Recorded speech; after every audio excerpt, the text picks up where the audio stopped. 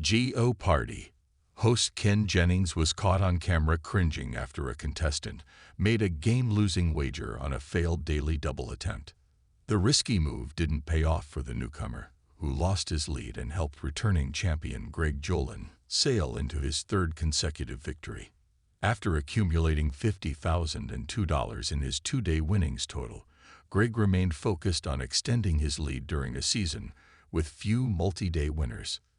The system specialist from New Hampshire went up against Brian Frey, a journeyman originally from Syosset, New York, and Lindsey Simmons, an attorney originally from Marshall, Missouri. In a nail-biting game, Brian and Greg swapped leads as the ultimate outcome was determined by the daily doubles. Brian found the first DD under the quotable Oscar Wilde as Ken read out the clue.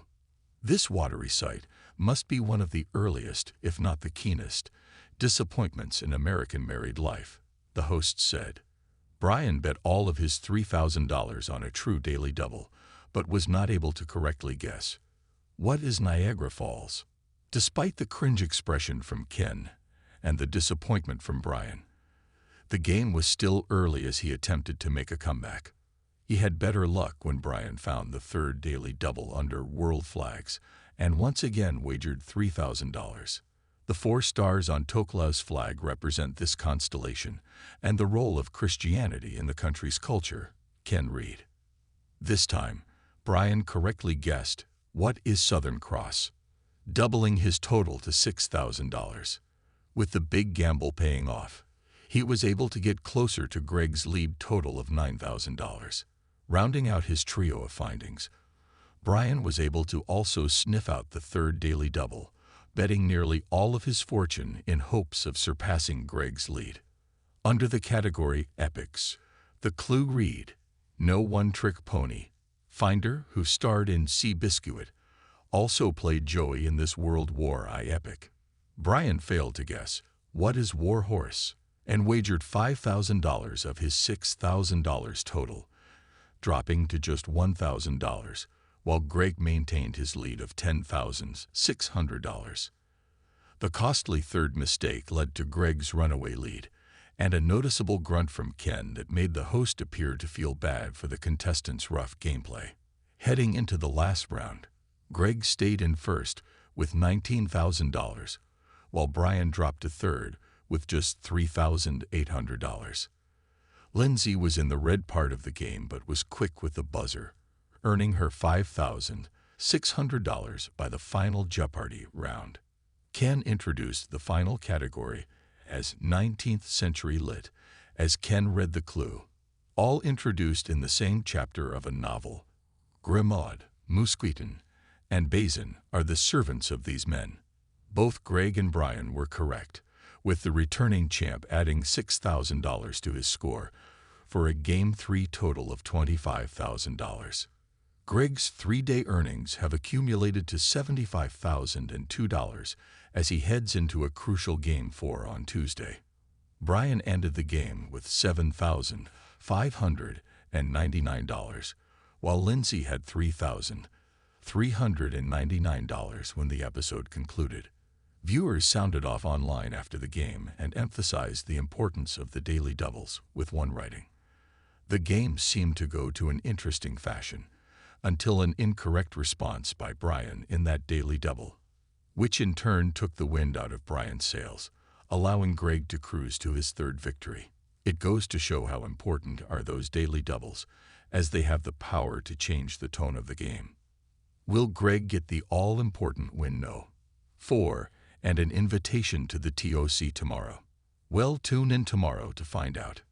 Another said, "Yikes, those daily doubles got the best of Brian. Still a good game, man. Greg needs to secure just one more win to most likely solidify his spot on Tournament of Champions. However, scoring a 5th win would guarantee his invite, being only the second contestant behind Mark Fitzpatrick to make the cut in Season 41. It was an evening like any other on Jeopardy, as the familiar theme song played, and the camera zoomed in on the iconic set.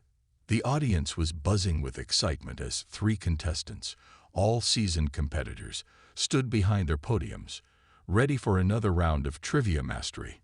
But little did they know, this would be the night that would go down in Jeopardy history for all the wrong reasons. As the game progressed, a well-timed wager from one contestant would cause even the most seasoned host, Ken Jennings, to cringe. Greg Jolin, a mild-mannered history teacher from Kansas City, had been on a roll. His calm demeanor and sharp intellect had already earned him 2 consecutive wins, and tonight he was looking to make it 3.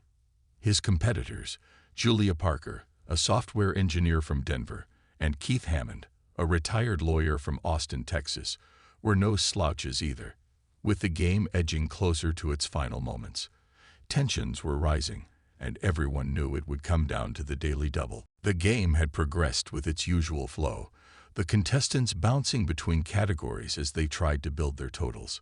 Greg had remained steady, keeping a modest but secure lead, while Julia and Keith jockeyed for second place. As the final category in the double Jeopardy round approached, Greg was sitting comfortably at $12,500, with Julia trailing at $9,800, and Keith further behind at $6,200. It was time for the last daily double. Ken Jennings, the host who had become the face of Jeopardy, since the retirement of Alex Trebek, smiled warmly at the contestants. His poise and calmness had been honed over years of hosting and winning trivia competitions, but tonight, even he couldn't hide his reaction. He motioned to Greg, who had the privilege of selecting the daily double. "Greg," Ken said, his voice even, "this is your moment. You can wager any amount up to your current total. What will it be?" Greg, his glasses perched on his nose and his brow furrowed in concentration, stared at the screen in front of him. The category was American history, and Greg was confident in his ability to tackle the subject. He'd aced history exams for years, and this was his wheelhouse. The stakes were high, and he knew that a big wager could solidify his victory. After all, he had already outpaced his competitors.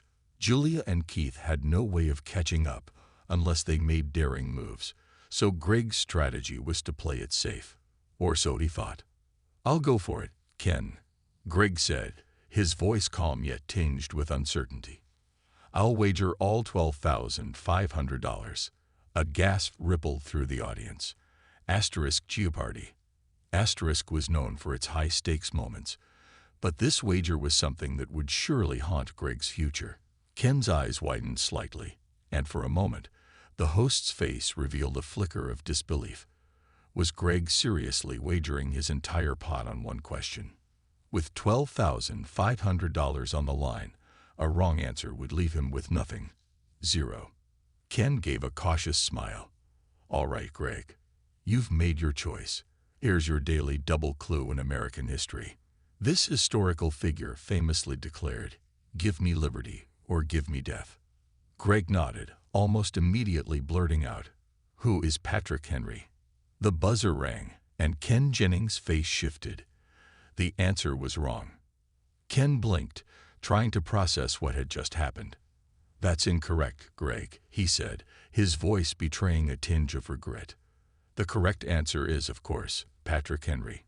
But, unfortunately, you wagered your entire $12,500. The audience was silent, the weight of the moment settling in. Greg's face, which had once shown confidence and determination, now carried a look of disbelief. He blinked twice, as if hoping the mistake would correct itself, but it didn't. He stared at his empty screen, a grimace spreading across his features. His lead had evaporated, and he was now on the verge of being knocked out of the game entirely.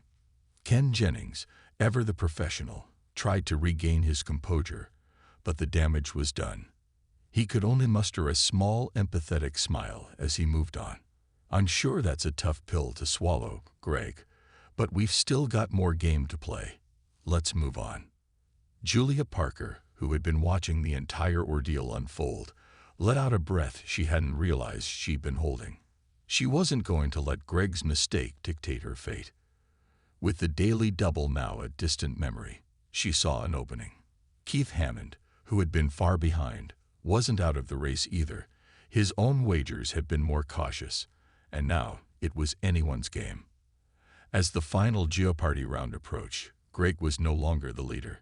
Julia had surged ahead with a respectable $14,000, while Keith was only a few $1,000s behind. Greg, despite his earlier misstep, still had $4,000 in his bank, but the damage was done. The best he could hope for now was to cling to third place and save face. The final Jeopardy clue was revealed, and the contestants were given a moment to consider their wagers. Julia, who had managed to avoid any significant mistakes, wagered $7,000, putting her in a comfortable position for the final round. Keith, with $11,800, was a wild card, making a modest wager of $3,000. Greg, now a long shot, chose to wager just $1,000, trying to make up for the earlier gamble. The category for Final Jeopardy was World Geography.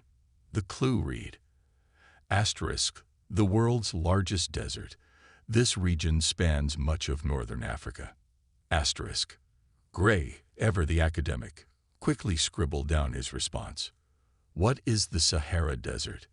He knew it was right, but would it be enough to keep him in the game? Ken revealed the answers, one by one. Julia had answered incorrectly, and Keith had bet it all and missed, bringing him down to just $4,800. Great, however, had answered correctly, and with his $1,000 wager, he still ended up in third place, making his earlier gamble even more tragic.